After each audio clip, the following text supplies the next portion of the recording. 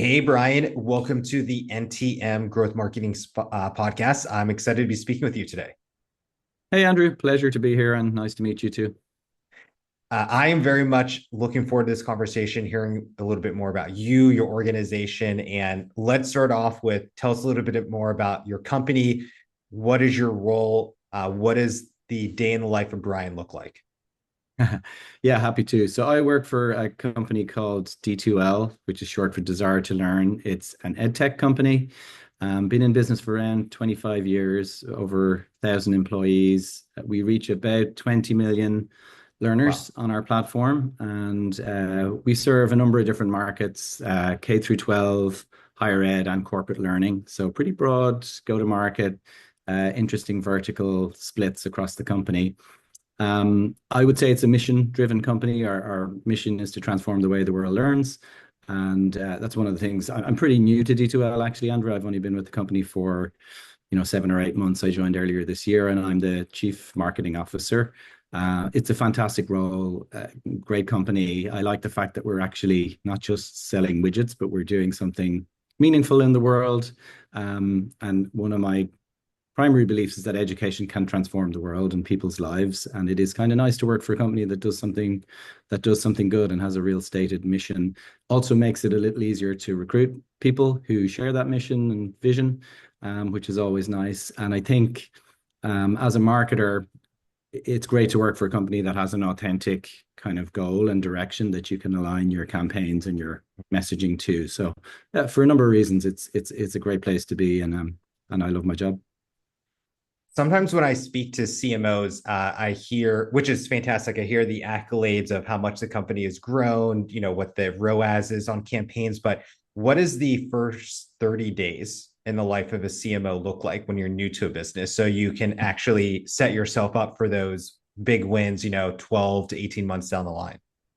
Yeah, so the first 30 days for me, it's all about the people. And you'll probably hear me talk about people, people, people. Marketing is a data-driven career and a data-driven profession. Mhm. But at the end of the day, people make the magic happen, right? So for me, my first 30 days was to get to know the rest of the leadership team really well. So my partner in crime, chief revenue officer, our chief customer officer, our chief people officer, and obviously then president, CEO, and all of the core executive team. And then I needed to get to know my team, my marketing team, which was a big priority for me. I was really fortunate that we delayed a marketing summit so that I could join. And my first day on the job was the first day I met the entire team in person in our headquarters in outside Toronto in Canada, um, in Kitchener-Waterloo, which is where the company is based and headquartered.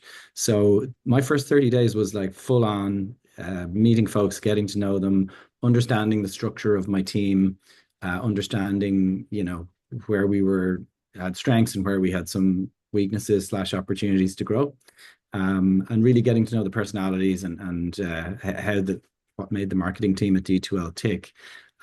So I purposely came in with sort of an open mindset, learning mindset, to see what was what. And then I waited, I didn't make snap decisions about the marketing structure or how I wanted things to change for probably more like 45 days. And at that point, then I had a pretty clear, I was well into a 90-day plan, pretty clear idea of what I wanted to do and where I wanted to take the company. And pleasantly, I was really pleased with the team I had and with the direction the company was going. It's just what value could I bring to the equation? That was the question. Yeah. So 7, 8 months later, what are some marketing strategies you've been deploying that have been fruitful during your tenure so far? So putting our customer at the heart of our marketing, like really telling a human story about D2L and how we impact people's lives. Like we've such a fantastic kaleidoscope of users and Yeah. customers, across the verticals I talked about. And one of the things I felt we were a bit functional about how we described the platform and the product and so on, which can happen to companies, right? To some degree, you focus on the features and functions and you lose sight of the outcomes and what's really driving the business. So one of my goals, and it's still an ongoing goal, is to bring more of a human face to D2L. And, we are making some I think, pretty sophisticated changes to put our customers at the center of our story. Like I bore my teams with quotes all the time. One of my favorite quotes is, good marketing makes the company look good. Great marketing makes the customer look great, right? So we like Is to that put our your original customers. quote, or No, you it's not stole for me. that? I wish I could claim that. It's one I've picked up over the years. Maybe Joe Chernoff said it. I'm not sure, but I love it. I think it's spot on. So yeah, so we're very customer centric. We're very focused on outcomes now and telling the story of how D2L can transform learning within your organization, institution, school district, whatever it happens to be. So I love the simplicity of how you described your first 30 days of simply shaking a lot of hands and getting to know your team, all of your stakeholders. And it sounds like you've been doing just so much marketing fundamentals, I would call it, which has led to a lot of successes. At the same time, is there anything that you've done that you feel like is very innovative within the marketing department, or do you feel like it's a lot of just blocking and tackling right now?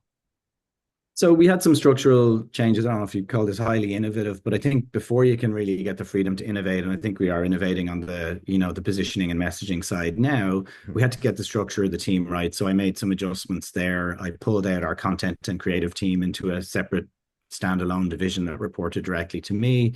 They were kind of embedded in the digital team when I arrived.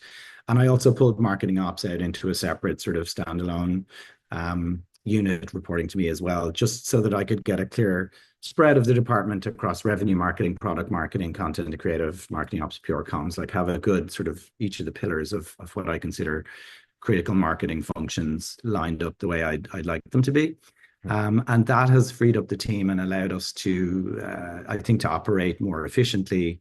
Another thing that we've done, and it doesn't sound very revolutionary, but it's helping a lot, is we've looked at all of our campaign brief processes and how are we building and executing campaigns. And we discovered, we were running a lot of campaigns, but we didn't have a real handle on what our true capacity was. And we weren't differentiating between a tier one, multi-channel campaign and a tier three kind of quick turn competitive campaign, for example. So working with the team, we've brought in a more of a tiered approach to campaign planning and execution, which is just much simpler. And then we're applying the DACY model with the driver, approver, contributor, and those who are informed to the campaign planning process.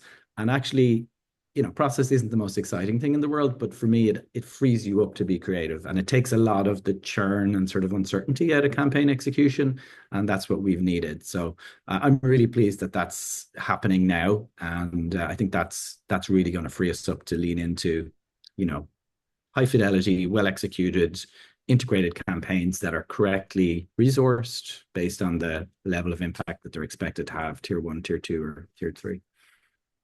What has been your approach to AI at the company? So we have, and I have a philosophy about AI. I think AI is a tool. I think there's a lot of wringing of hands and gnashing of teeth around AI and how it's going to, lights out for everyone. I think as the founder of OpenAI said at one point. Yeah, he had some. Sam had some interesting quotes around AI is just going to take away all marketing jobs. I forget the percentage, but it was a pretty high percentage. Yeah, I've heard some marketing. I've heard, paralegals. I've heard graphic Right. design. Like there's just, yeah, I mean, I don't look at it that way. And I don't think I'm being overly naive here. Like I think AI will help us. Growth is kind of infinite for me. Like we are inhibited in our ability to execute campaigns by the number of people, the amount of resources, physical time and space and energy to do things. With AI, it will allow us to do a lot more, right? More efficiently, more effectively.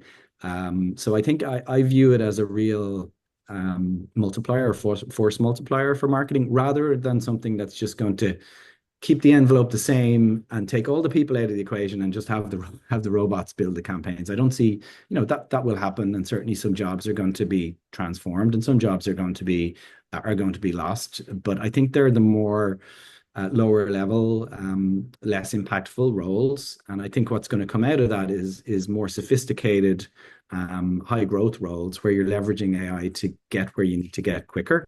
To test your messaging, which it's really quite good at, All of that stuff that we have to do, like creating headline options, summarizing content, writing emails for different target audiences, like, a well-trained AI model, large language model can do that stuff really effectively. And, you need guardrails around it too. Like we're in the learning space and there's a lot of concern around students using AI to cheat. Right.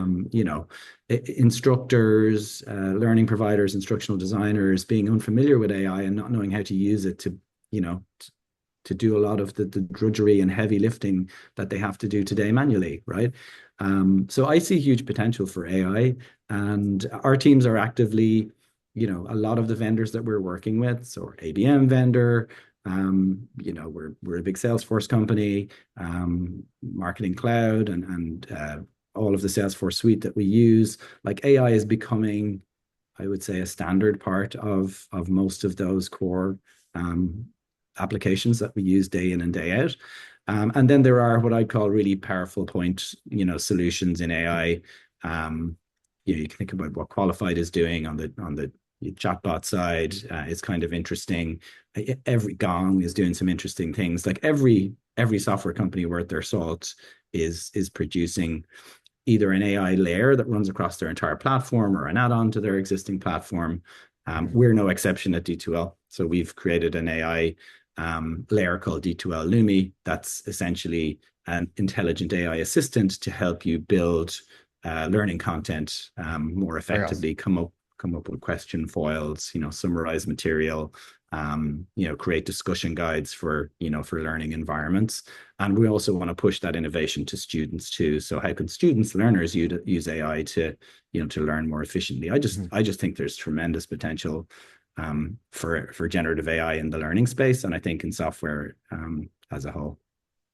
So you threw out a handful of AI tools. You just mentioned one that you've built actually at your own organization. Are there any other AI tools that you want to give a shout out to that have been really supportive in your efforts? Anything as simple as, ChatGPT, just the basic LLMs, to a specific, software package your business is using that's very AI focused. Yeah, I mean, so we're a 6sense customer. They're doing some really interesting things around conversational AI that we're looking at, like on the verge of piloting and exploring. So I think that's a real multiplier. So for example, when you feed all of your style guides and your pitch book and all of your decks into the AI model and let it kind of crank out content by persona, by role, by function, by industry. Those are really interesting experiments at scale. It's still early days for us yet. I think on the day-to-day, I'm definitely encouraging, our creative team to look at how AI tools can be leveraged, to help us, move more quickly, because often copy and creative is a bottleneck on campaign Right. execution, because it's hard to have enough really excellent copywriters and graphic designers and animation experts to kind of execute the campaigns that you want. I see AI tools making a big difference there, and the team is already using multiple tools. Like if you looked at our tech stack now versus 24 months ago, it looks quite different, and a lot of those new investments are in either standalone AI tools or add-ons to existing applications that we're using to run the marketing organization. So it's pretty fundamental at this stage. ChatGPT is the one I would use most frequently myself, and I think that's true of many people on the team as well. So Brian, lastly, can you share any links, social media handles, best ways to follow up with you and your organization?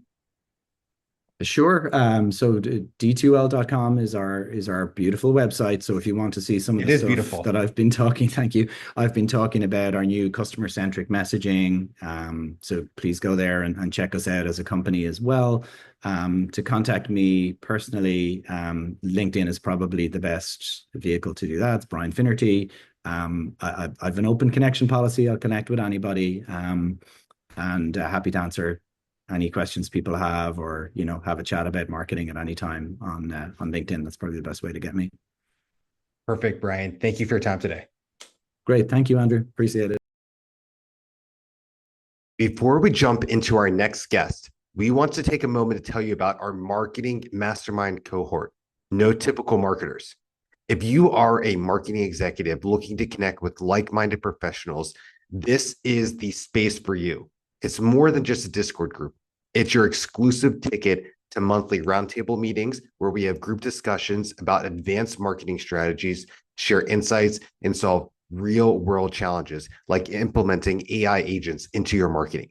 Membership is exclusive and by application only. If you're ready to take your marketing game to the next level, apply now using the link in the description below. We can't wait to see you there. Now, back to the episode.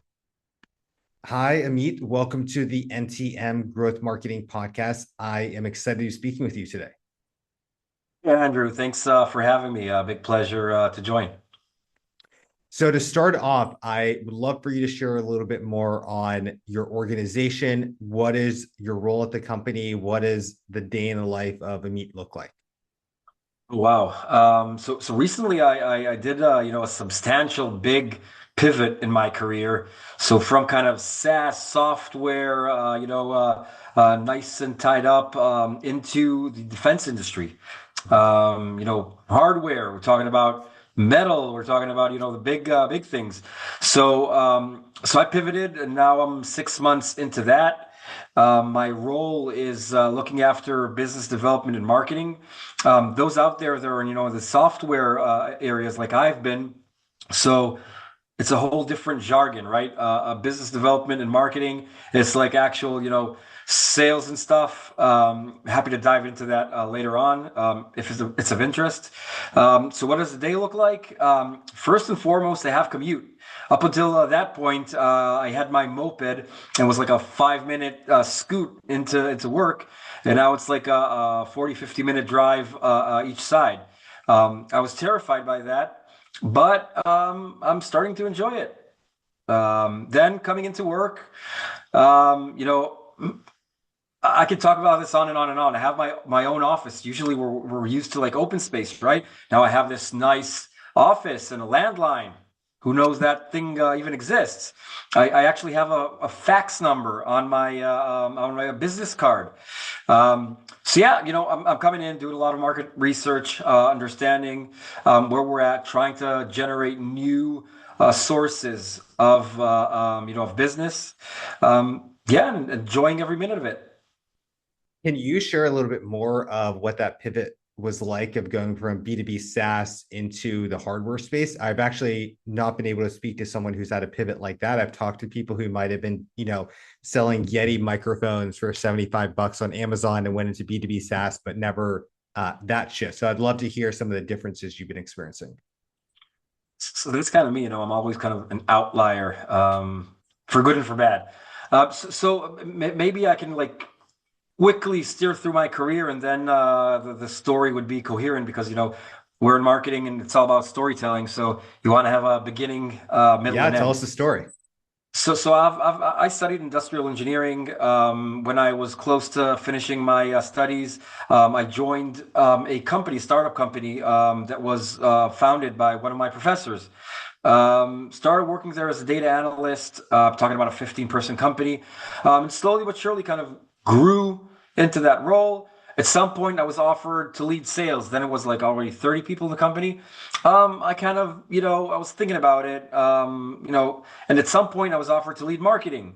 And then I said, okay, that's interesting. That's kind of how I started my marketing career. I was a 1.5 or maybe person show. I was leading and doing everything, and I had also a freelancer. And slowly but surely, I was with that company 10 years. I left, called Optimove. I left when the company was around 400 and a bit strong.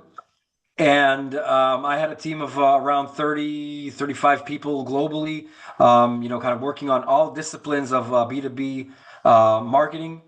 Then, kind of I said, okay, been here, understood, stars kind of aligned.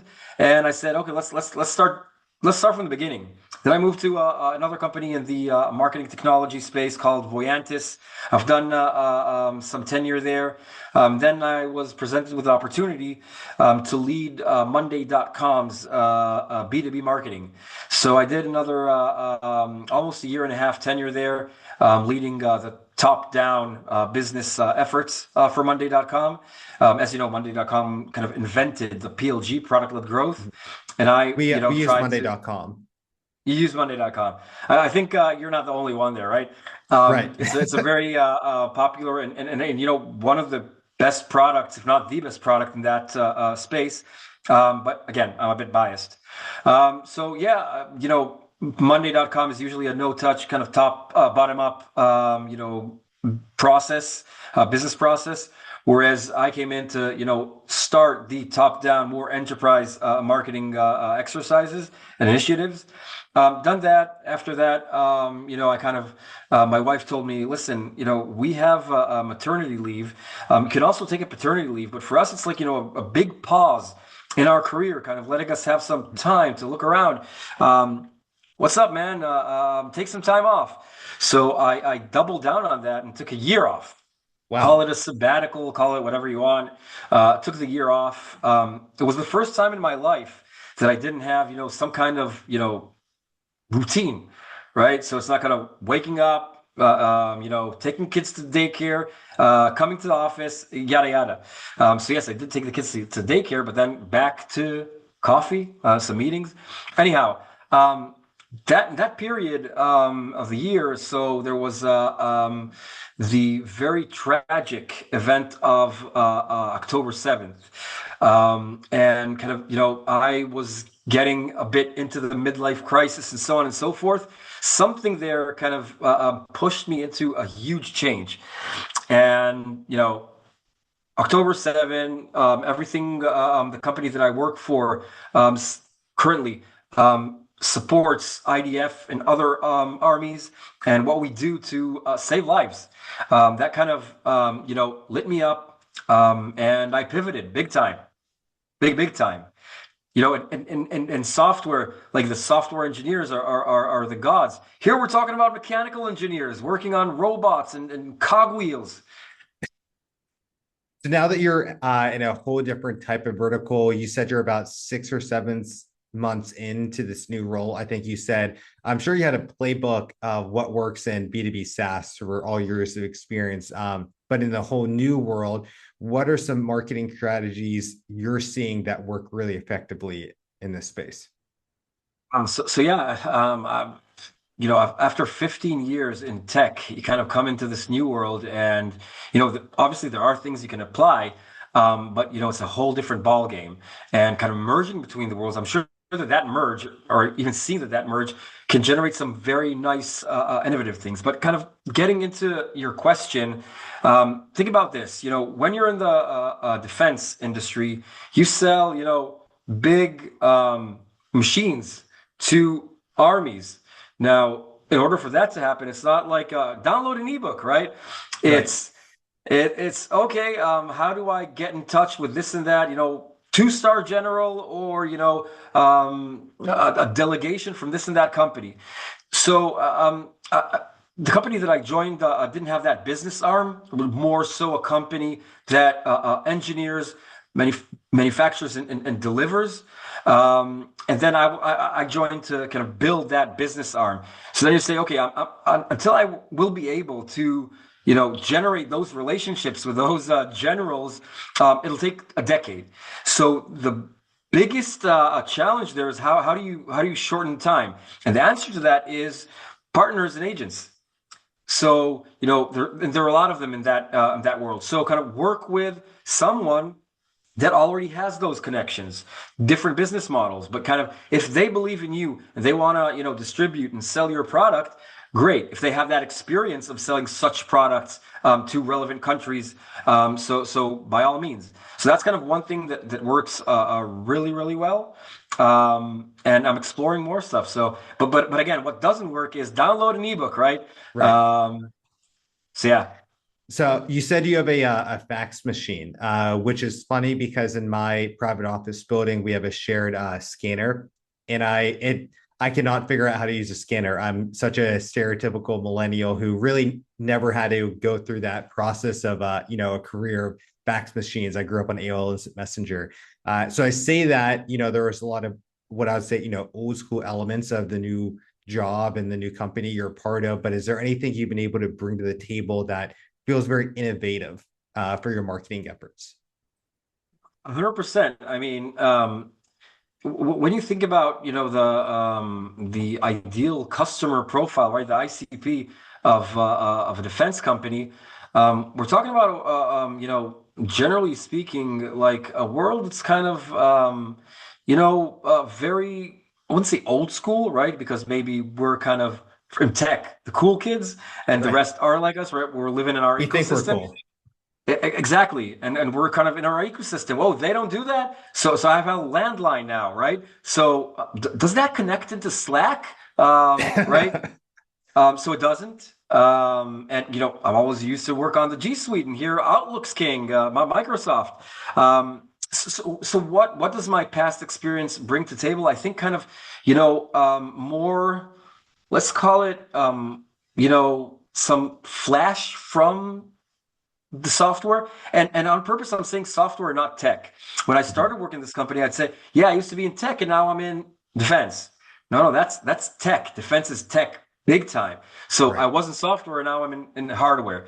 But yeah, a lot of exercises there, even personal branding, right? That's something that many of us did in tech. Try to build yourself as a subject matter expert and speak about things you do. And here it's like not only that it's more challenging to do given many things that you can or cannot speak about, but it's kind of not necessarily I'd say a trivial exercise. Hmm. So bring in and build the CEO is kind of a personal brand. So when people look for him on Google, so he'll appear, he'll come up, right? Talking about the basics of the basics. So yeah, I think generally speaking, color palettes. So they're very kind of standard in this industry. So what I'm thinking, and I didn't do this yet, but it's kind of let's put some color into this. And yeah, again, I'll say as an asterisk that this industry doesn't have the best reputation. For all reasons that probably are or are not legitimate. I will say that specifically, the company that I work for, we're definitely in defense. Many times there are defense companies working as defense. So we're in defense.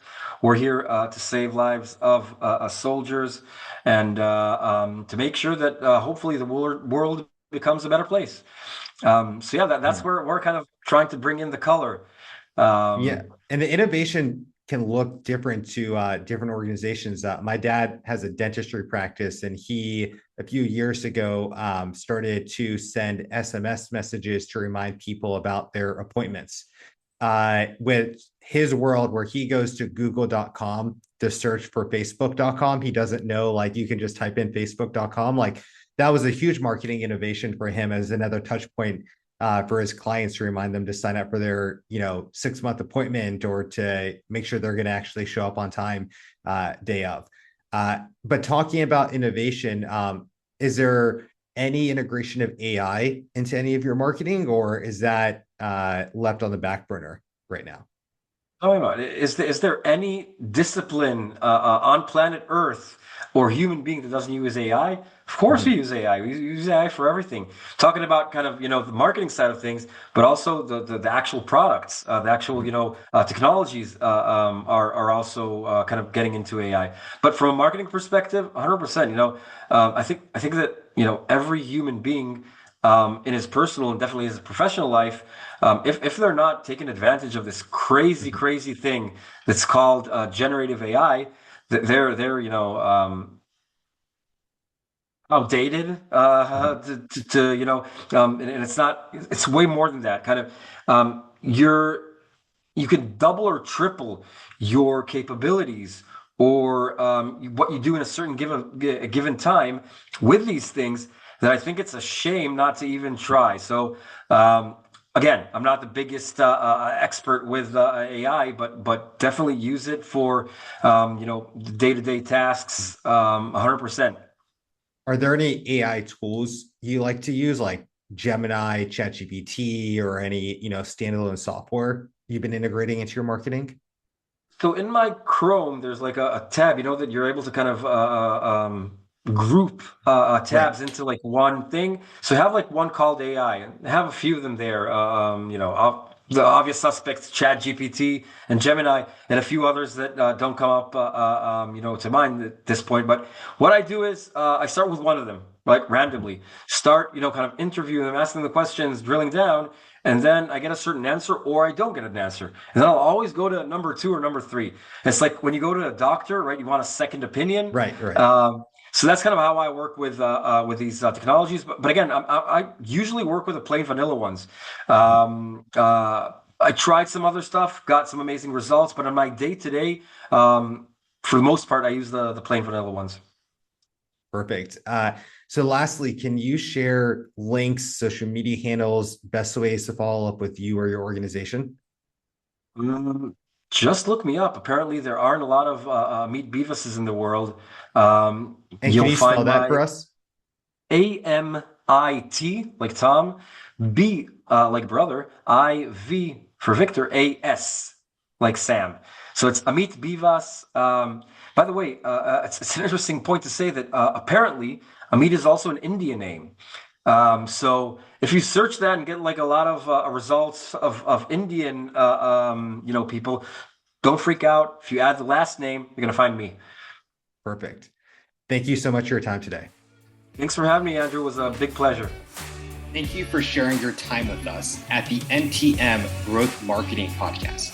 If you enjoyed this conversation and would like to hear specific digital marketing topics discussed in the future episodes, please leave a review on iTunes or comment on our website at notypicalmoments.com.